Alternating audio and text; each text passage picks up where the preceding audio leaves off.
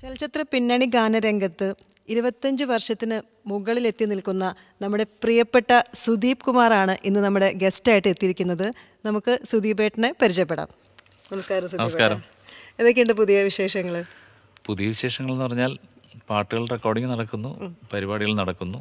അതൊക്കെ തന്നെ എപ്പോഴും ഉള്ള വിശേഷം തന്നെ ഇപ്പോഴും ഉള്ളത്. പിന്നെ ഓണത്തിന് കഴിഞ്ഞ തവണത്തെ പോലെ അത്രയും പരിപാടികളില്ല എന്ന് വെച്ചാൽ ഇപ്പോൾ ഗവൺമെന്റിന്റെ റെസ്ട്രിക്ഷൻ ഒക്കെ ഉള്ളതുകൊണ്ട് ഗവൺമെന്റ് പ്രോഗ്രാംസ് ഒഴിവായി ഈ വർഷം. പക്ഷെ അല്ലാതെയുള്ള പരിപാടികൾ അവിടെ ഇവിടെ ആയിട്ടുണ്ട്.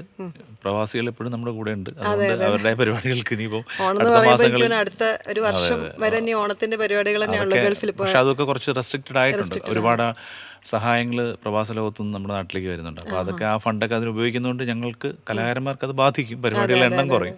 അപ്പോൾ 25 വർഷമായില്ലോ ഇപ്പോൾ സുദീപേട്ടൻ ഇൻഡസ്ട്രിയിൽ വന്നിട്ട്. ഇപ്പോൾ ഏതാണ്ട് യേശുദാസ് സാർ മുതൽക്കുള്ള ആ ഒരു അത്രയും ലെജൻസ് ആയിട്ടുള്ള പാട്ടുകാരുടെ കൂടെ പാടി ആ കാലഘട്ടവും ഇപ്പം പുതിയ സംഗീതത്തിൽ ഒരുപാട് മാറ്റങ്ങൾ വന്നുള്ള സമയമാണ്.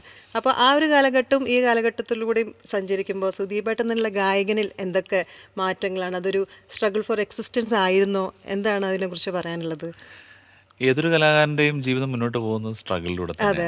അപ്പം തുടങ്ങിയ കാലത്ത് നമ്മൾ വിചാരിക്കും, തുടങ്ങുന്ന സമയത്ത് എങ്ങനെ ഇതിലേക്ക് എത്തിപ്പെടും എന്നുള്ള സ്ട്രഗിൾ, പിന്നെ ഇത് നമ്മളെ ഒന്ന് പ്രൂവ് ചെയ്യാൻ വേണ്ടിയുള്ള സ്ട്രഗിൾ, പിന്നെ നിലനിന്ന് പോകാനുള്ള സ്ട്രഗിൾ, പിന്നെ ഒരു കുറച്ച് കാലം കൂടെ കഴിയുമ്പോഴത്തേക്ക് പിന്നെ ഇത് നമുക്ക് വീണ്ടും നമ്മുടെ ഈ നിലനിന്ന് പോകുന്നതിൻ്റെ ഭാഗമായിട്ട് തന്നെ വീണ്ടും വീണ്ടും നല്ല നല്ല പാട്ടുകൾ നമ്മുടെ കരിയറിൽ ഉണ്ടായാലേ നമ്മുടെ ആ ഒരു വാല്യൂ ഇങ്ങനെ എപ്പോഴും അങ്ങനെയാണല്ലോ. ഒരു കലാകാരനെ ആളുകൾ വിലയിരുത്തുന്നത് എപ്പോഴും അവർ ചെയ്യുന്ന ജോലിയുടെ അടിസ്ഥാനത്തിലാണ്.